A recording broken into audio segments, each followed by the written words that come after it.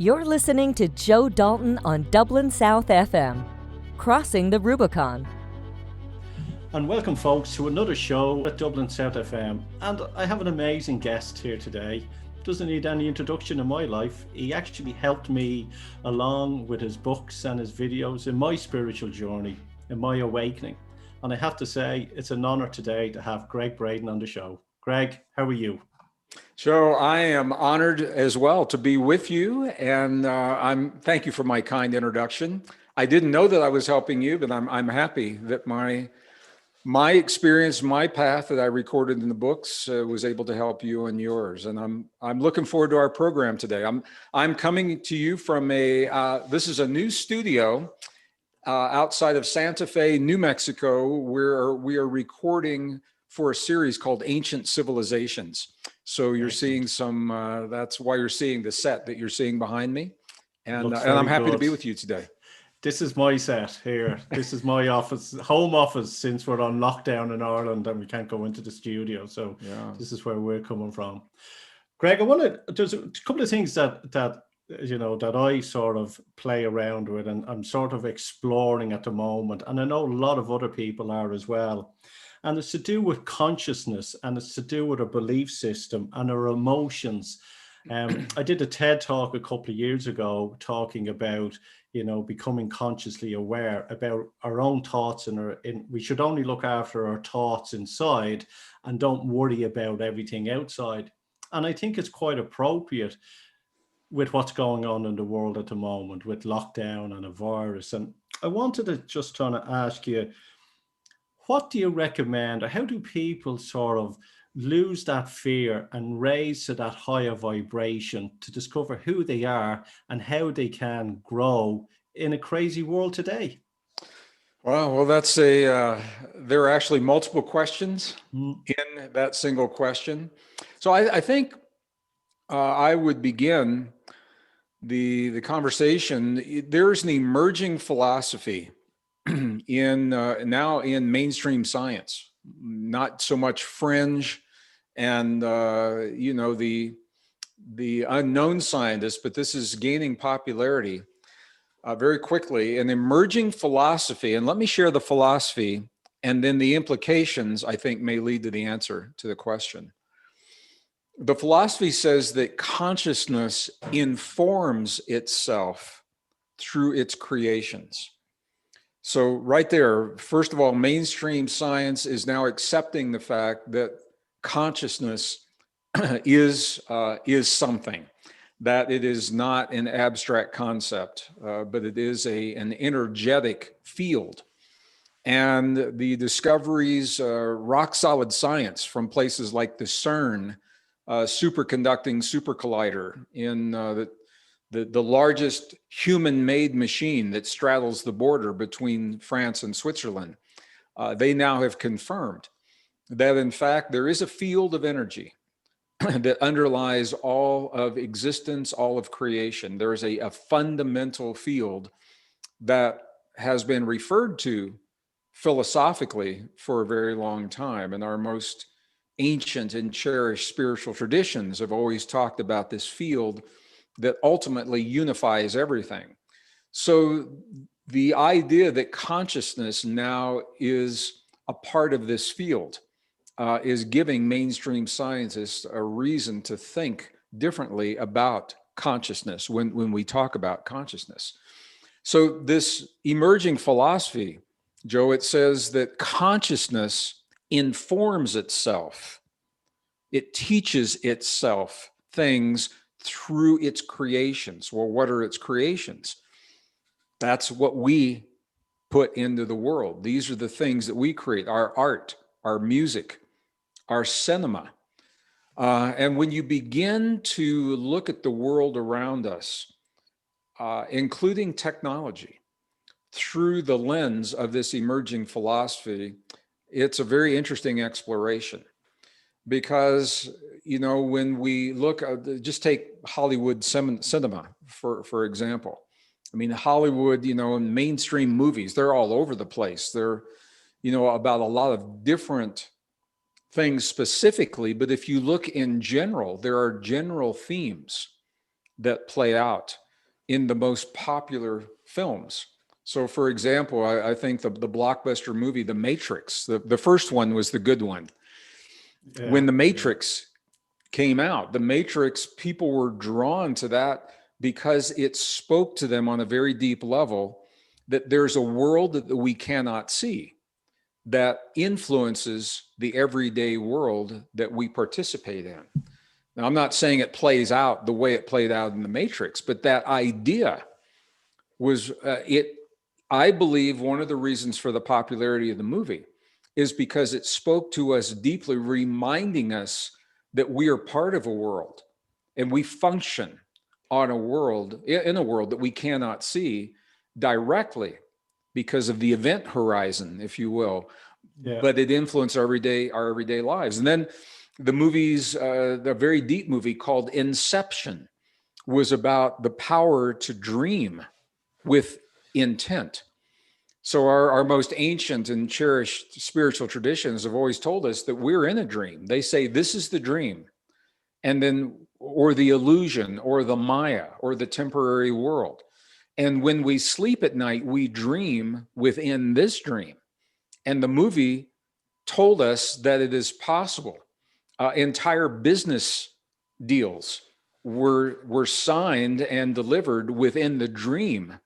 And then in the waking world, it was rubber stamped. And then the series, not long after that, Avatar, the series Avatar, and there's a new Avatar coming out reminding us of this deep relationship we have with the natural world and how powerful that is. Yeah. And now look at the movies that the young people are drawn to of superpowers, Wonder Woman and the Avengers, reminding us that we have something within us, these untapped potentials. So if consciousness is informing itself through, and this is just the movies, so we've got books and music telling us the same thing, what is it that we're asking ourselves to remember about ourselves? And I think the answer to that question is the answer to what you're asking about our relationship in the world. Yeah, because for me, the belief is that consciousness is everything. And if you want to take it to that next level, which is Christ consciousness, and that's, us having this conversation, it's the trees growing outside, it's the dog, it's the plants, everything that we have around us, even those downloads that we are getting is consciousness. Sure. And I heard someone once say as well that even our thoughts are not our own in our own mind, but they're actually downloads that are coming down to us from a bigger consciousness. Call it a soup if you want. I think it's all possible. So I think what happens is what the science is telling us. I'm a scientist. I'm a degreed earth scientist, a strong background in the life sciences.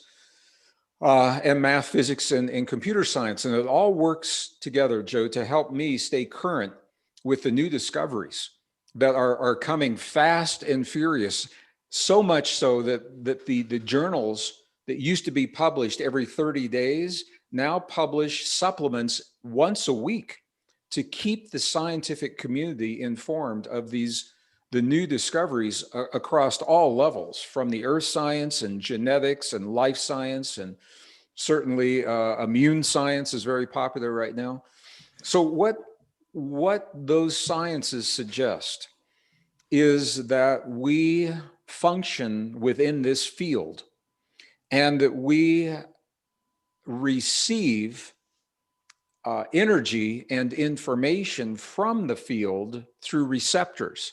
So some of those receptors are on the outside of the cells. Some of those receptors are the genes themselves. Some of those receptors are DNA.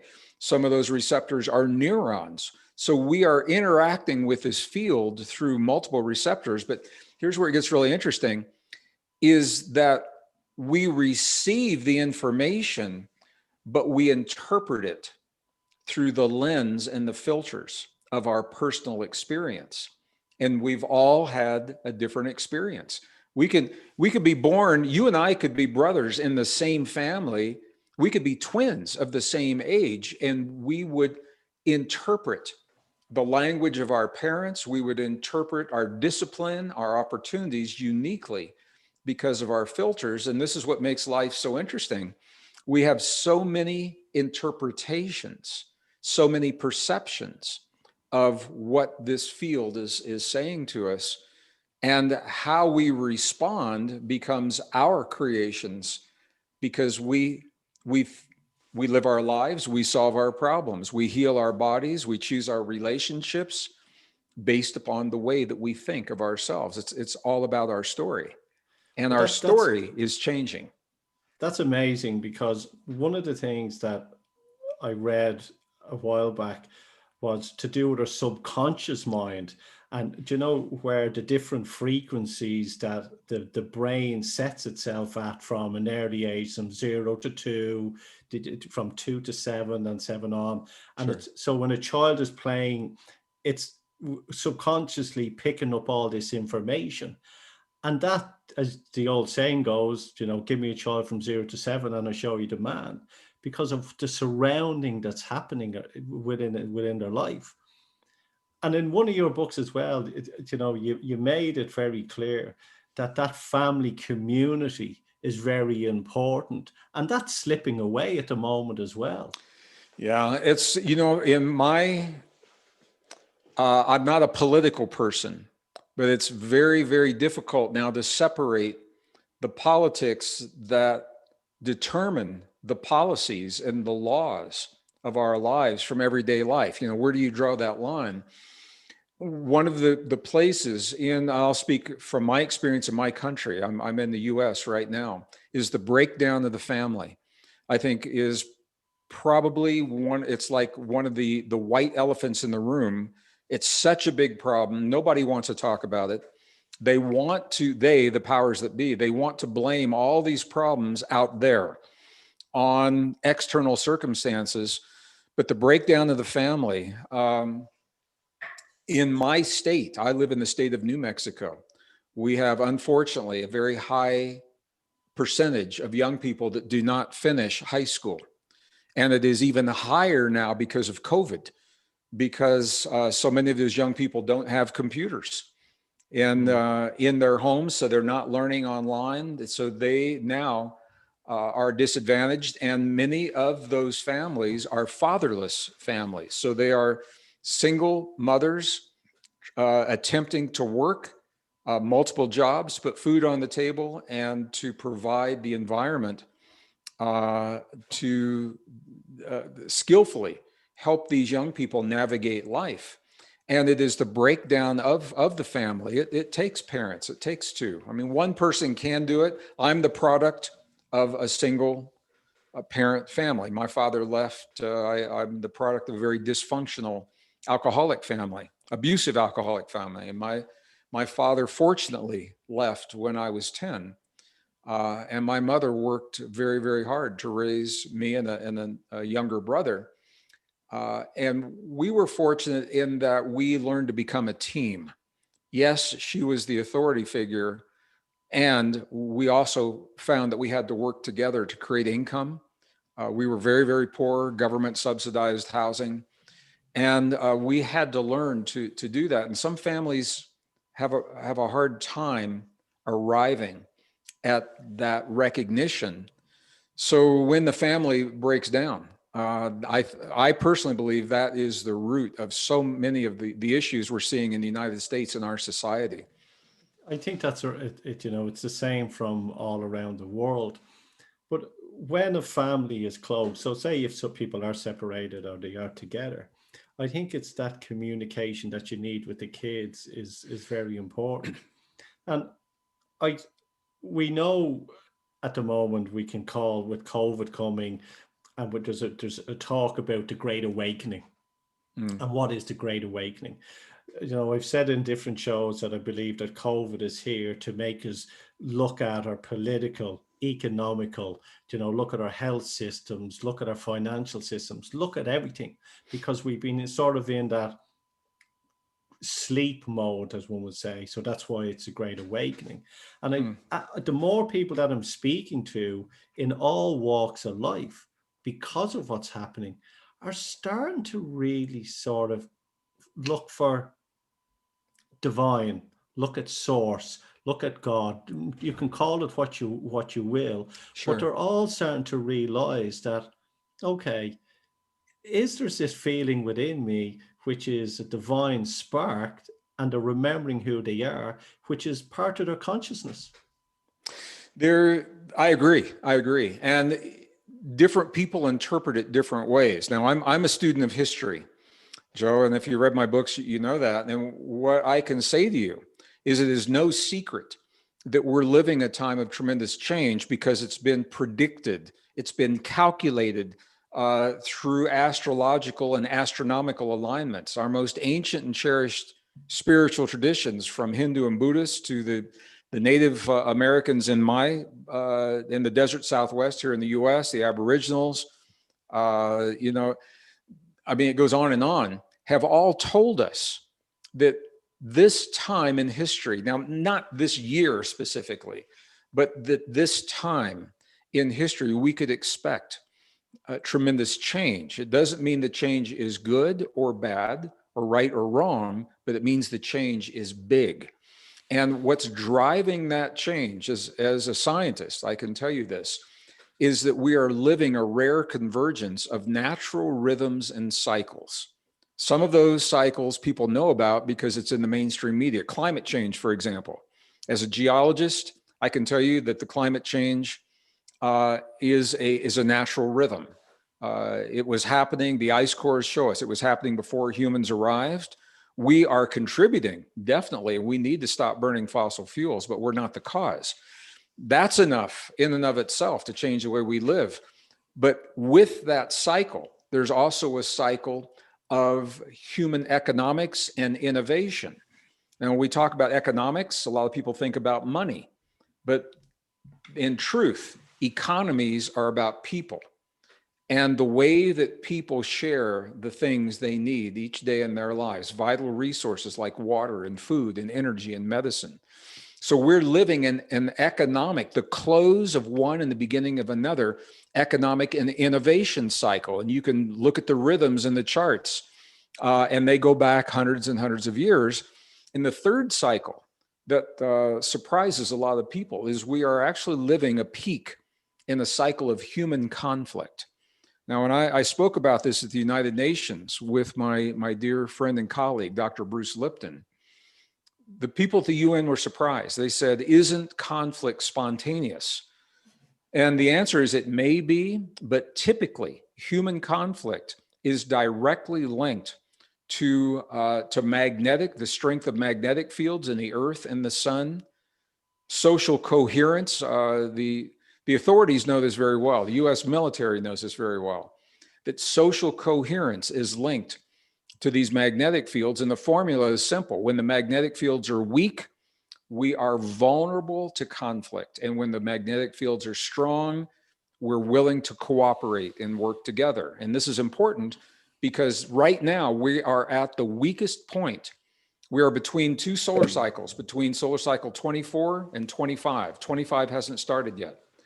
So we're at this vulnerable. It doesn't mean, I want to be clear about this, Joe, it doesn't mean that we are slaves to the cycles. But if we are not aware of the cycles, we can become vulnerable and susceptible. So when you put these all together, what it says, we're living this rare convergence, climate, economy, conflict, and the result is that anything that is not sustainable is lighting up for a healing. Even things that worked 2 years ago, because it was a different energy, a different world 2 years ago. Those things that worked, if they're not based in something that's real and true, then when the environment changes, then those things are no longer working. So you look at what's breaking down. Elements of our society, elements of certainly of our belief systems, our political systems, and certainly the way that our relationship to the earth itself. But there are a lot of good things like community that are doing really well. And we're learning that community is even more important now, perhaps, than we realized. And so there are a lot of good things. It's not all bad. It's just a recognition of what's sustainable, what's not, what's based in nature, what's based in human ego and human greed, and then making the choices to move forward from that. Yeah, because we've learned more now about compassion, empathy. There's so many emotions that are drifting through everybody's, and people are experiencing them. And you talk about the change, like in my research, I learned that, all the planets have lined up the first time in 6,000 years. And this itself, as you said, is bringing new energy onto the planet. That part of that energy, I'm actually wondering, because of what's going on with COVID and lockdown and the air changing, are we as human beings going through an evolution change as well? I would see it less, you could call it an evolution, but I'm a scientist. And when I speak to my community, of course, I have my personal beliefs, and I explore everything. But when I'm speaking to my community, I like to offer people something that I know is honest, truthful, factual. It is based upon rock solid science, not speculation, not theory. So when we begin looking at us in the context of this great change, we're living what is called a time of extremes. The extremes are driven by the convergence of the cycles. And when I show that to a live audience, Joe, I mean, it's amazing. People look at that and they say, my God, of course, no wonder the world looks like it's coming apart at the seams because of these cycles. They say, why haven't we ever seen this before? Number one. Number two, what it shows is that the change is intense, but it's brief. It doesn't go on and on and on. And that's important because the choices we make right now determine the way that we live as we come out the other side of the cycles, the policies and the laws. Now, where this gets interesting, number three, is the science is showing us, Joe, evolution. I'll just be very honest. I'm a geologist.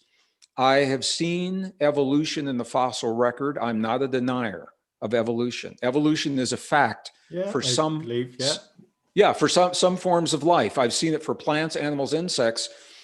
The theory, Darwin's theory of evolution for humans breaks down because it fails us in a couple of different places. The new DNA science allows us to extract the DNA from the fossilized remains of the beings we thought we came from.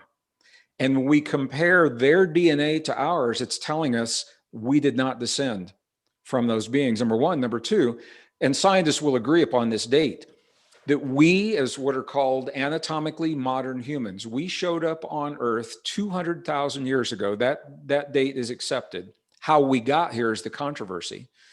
But here's the thing, we haven't changed. The idea of evolution, where we evolve and develop capabilities as they are needed over time, breaks down because we showed up fully enabled, fully intact, with extraordinary capabilities already, the potential already within us. We haven't changed. But now the time of extremes, I think, is pushing us. Joe, to answer your question, that was the preface. So to answer the question, I think we're being pushed to the edge of who we have been conditioned to believe we are. And we are being, in some cases, we're being forced to tap and realize this extraordinary potential. COVID may be just the perfect example, because we have the ability, our bodies are so intelligent. For 200,000 years, we have built the defenses for every contagion, every virus that's appeared. And even the vaccines that are being developed now, and I'm not anti-vax, I want to be very clear about that. But remember the first part of this conversation, consciousness informs itself through its creations. So the technology that we build outside of us is reminding us of who we are inside. Vaccines are a perfect example because they mimic what our bodies already do, except we do it better if we are healthy, if we're robust, if we're vital. So I think the question, ultimately the question that we're all being asked right now, because we have this extraordinary potential within us, the question is, do we love ourselves enough to give our bodies what they need to live our lives in the way, to nourish our bodies in the way, to give our bodies what they need to be at their best and do what they know how to do? I think that's the question that's up for all of us. And the technology's out there. Vaccines are out there for people that want them, the external technology, but they mimic what we already do. I think you're spot on. And like, we know that Darwin is being debunked. We know that if people really go searching and look, they'll see a lot of that. And even in, you know, some of your own work as well. The other part as well, epigenetics, you know, Sure. Bruce Lipton can talk about it. And we know that if we focus on gratitude on a daily basis, 10, 20 minutes on gratitude, that can trigger our genes, which then can build up our immune system as well. But going into evolution, is this evolution that we are having at the moment, which I believe personally myself, it's not a physical, but is an evolution of consciousness within our own mind, that the percentage of our mind that we're using at the moment is starting to expand as part of this great awakening. And that's what I believe is the evolution of mankind, that in the next decade, we'll be using more of our brains than we ever thought possible. I agree, Joe. And I think this is, I think you're right on. I think this is where the evolution is, not only the next decade, but since we appeared, we haven't changed physically, but there has most certainly been an evolution in consciousness. And I think what we're actually seeing right now, you know, I'm an optimist and I'm also a realist. And realistically, I think we will see a divergence in human society before we see the unity. And the divergence will be that some people are reluctant to embrace the ideas that we're talking about. It's just not part of their conditioning. It's not the way they've been raised. They're reluctant to embrace the power that lives within them. They're reluctant to embrace the intelligence of the body, the intelligence of the human heart that we talk about. The new neurons have been discovered. So those people are going to be all in on transhumanism, technology, replacing our natural technology, the soft technology of neurons and cell membranes and blood and tissue. This is a highly advanced, technologically sophisticated technology that we operate through breath and thought and feeling and emotion and focus and meditation and prayer and affirmation, all the things you're talking about. That's a technology. Yeah.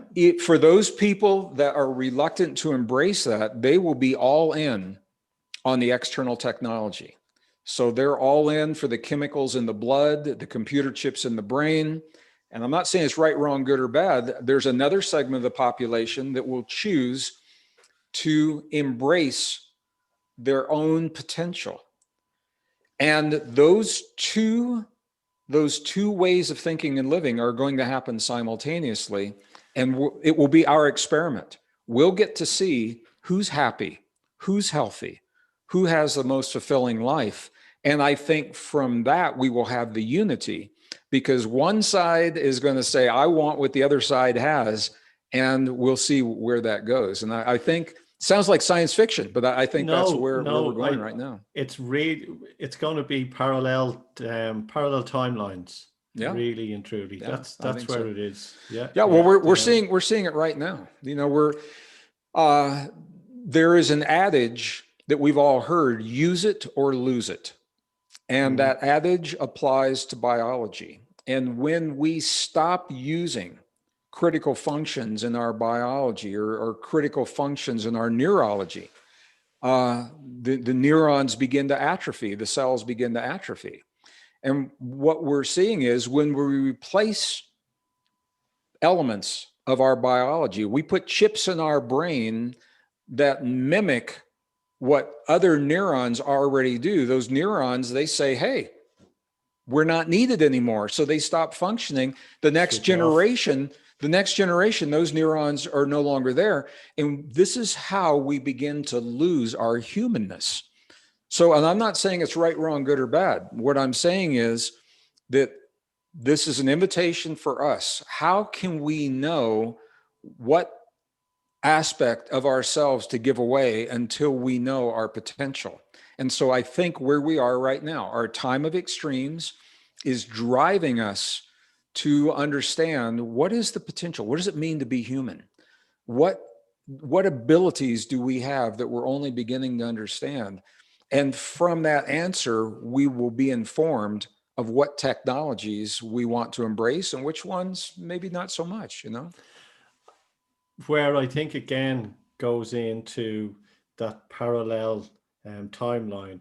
One is instant gratification. They want it instantly now, where the people that go down that spiritual path know that nature takes time, know that it takes metaphysics takes time for everything to get in order. And by allowing that and taking a step back and breathing, everything's going to be fine in the end. Don't be the tortoise, not the snail, or the rabbit, or the hare, whatever that story is. But you know what I mean. I know that story. Well, it's, we begin to look at the context of the things we're talking about, then our world looks very different. If we rely completely on mainstream media to inform us of what's happening in the world, where we have arrived right now is the media 24/7 is telling us everything that's wrong and all the things to fear, but they're not giving us the solutions. And what that does is it creates stress. And so we have a global population that's stressed right now. We could call it, we know the mockingbird, and that's a whole new different conversation we could talk about. But mainstream media, it buys in on fear. I call it fear feeding, and people that are tuning into that, I keep telling people, if you switch off your TV and switch off all the news programs and go out and put your feet in the grass and do that for 10 days, you'll be a better person, and all that anxiety and stress will start to dissipate. I think that's true, and so many people are asking, what they're asking is when things are going to get back to normal. And I'm sure you hear that as well. And I think we all sense that we can't go back to a world that no longer exists. There was a thinking earlier in 2020 that, COVID was a little speed bump in the road of life. And we would get through that and then everything would go back to normal. But now we know that businesses no longer exist. Families no longer exist. People have lost their homes. They're finding new ways to create income and new ways to connect. We're in the transition, but here's the beauty, Joe, is that we are in the transition, and there is a future that has not fully identified or been defined. We're defining that future through the choices that we make in our lives right now. And so I think it's important for us. We cannot know with certainty what's going to happen in the future. I don't have a crystal ball. I'm not a prophet. I don't know many people that are. Maybe a couple. But here's the thing. If we can choose values that we cherish as families, as societies, as nations, as a planet, fundamental values like life itself, protect life, protect imagination, creativity, freedom, community. These are fundamental values. These values have been sidelined in the last 100 years in place of money, power, technology, and it has brought us to where we are now. I'm not going to judge it as right, wrong, good, or bad. It's where we are now. But here's the thing.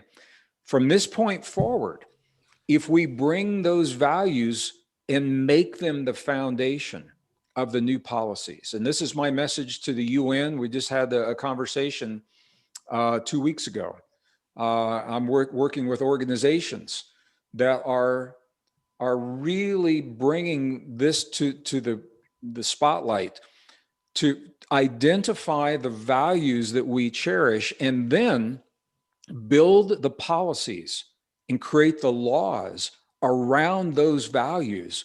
If we preserve those values, we can't go wrong. Where we go wrong is this new world. If we put into place the same thinking that we left, last year before the lockdowns, if we put that same thinking in and the same people, we're going to have the same experience. So that's our opportunity to identify, and this is what I'm going to invite our viewers, our listeners and our viewers. What's important in your life, viewers? What do you cherish in your life?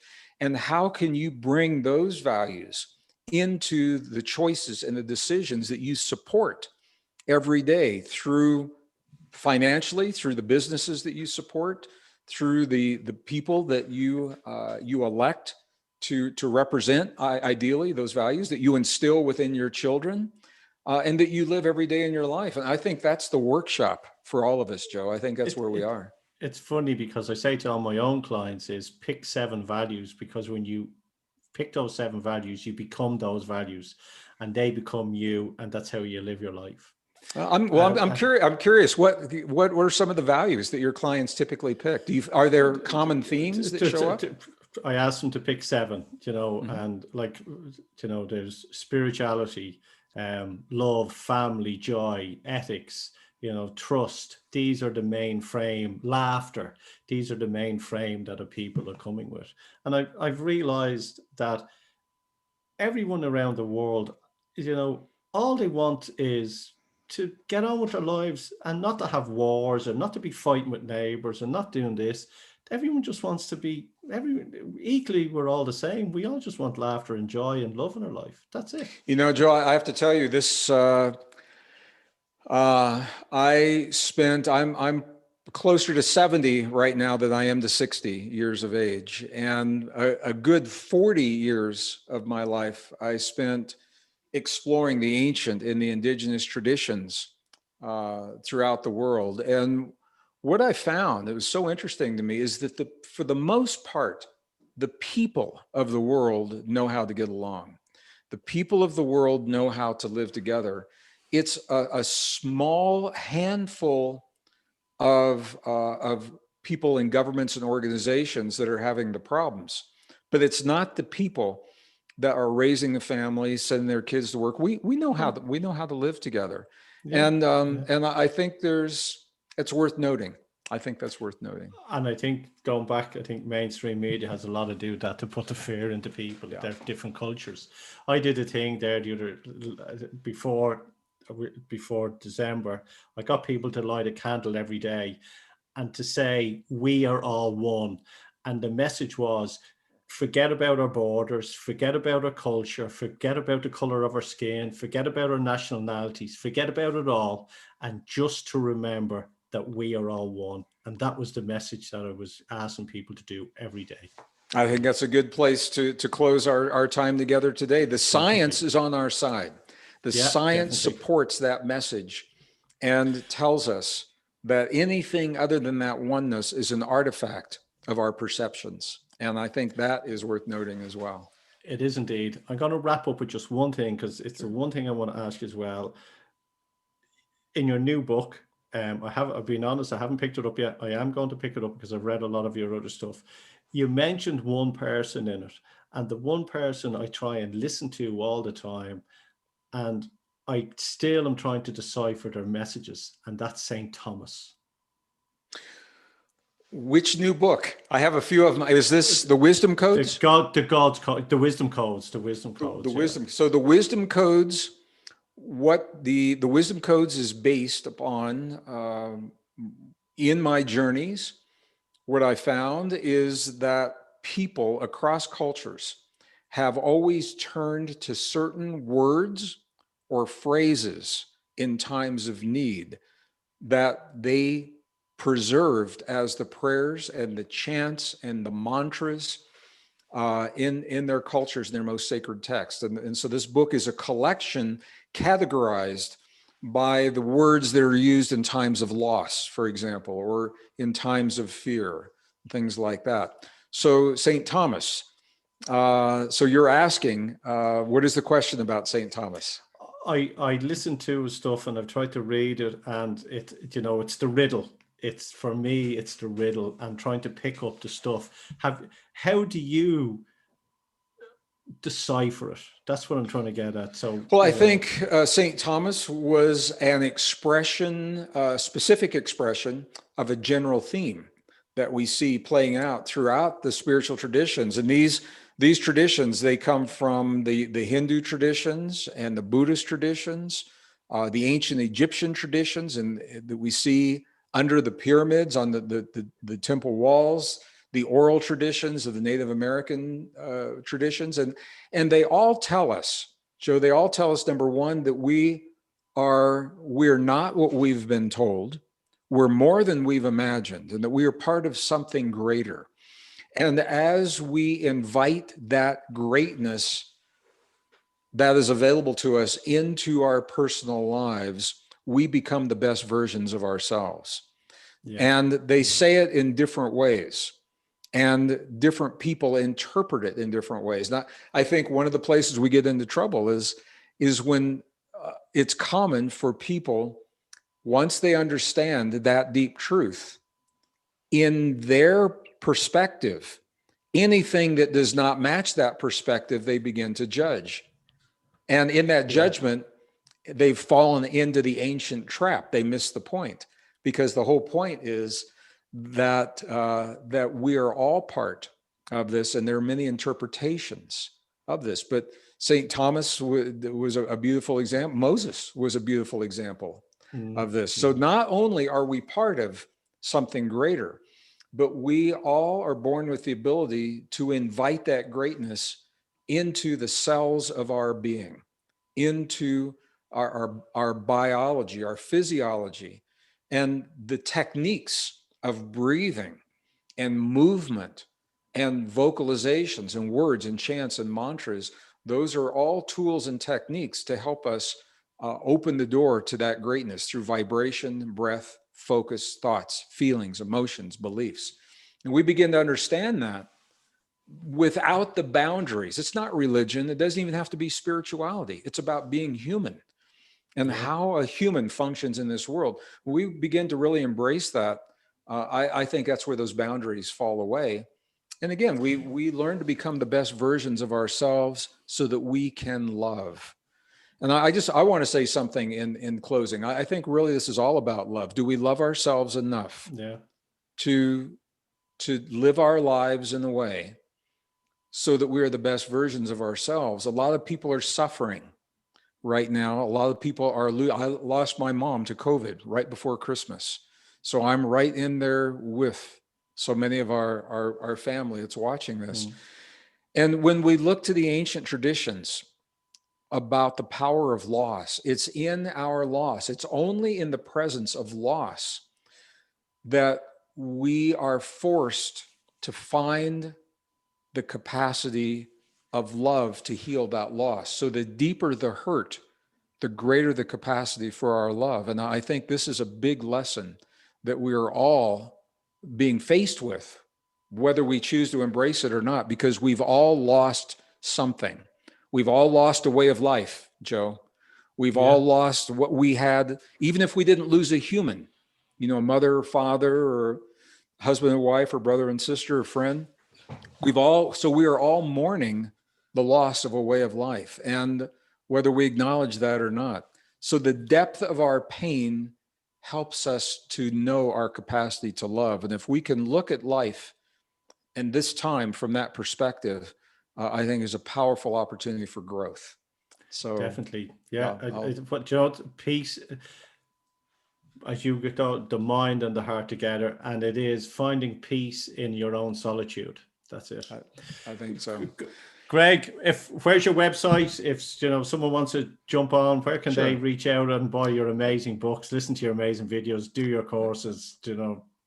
Well, there's three questions there. So first of all, the website is www, of course, Gregg, with 2 G's, G-R-E-G-G Braden, B-R-A-D-E-N.com. The books, you can buy books. Typically people buy them on Amazon. Most of them are on audiobooks and Kindle. I record all of the audiobooks myself. So it's my voice that's on the audiobooks. They're sometimes a little different than the written book because we speak differently than we write. And extra. At the website, any courses that are coming up, not so much live events and not so much travel right now, but you can go to the website and see what's out there. Joe, I want to thank you for the work you do and for the community that you've created, and just thank you for your trust, my brother, and inviting me onto your program today. It's our first. I hope it's not our last. Gregg, it's been brilliant. Thanks for coming on the show. You're very welcome. Thank you so much. Take good care. And remember, here at Dublin South FM, we're interviewing plenty of people around the world, conscious leaders, and that's why we have the Conscious Business Podcast, which is part of the Conscious Business Academy, offering purpose, profit and prosperity in your life through soulful selling, mindful marketing, conscious leadership and creative culture. If you want to reach out to me, it's joedalton.ie. You have an awesome week and take care and look after yourself. You're listening to Joe Dalton on Dublin South FM, Crossing the Rubicon.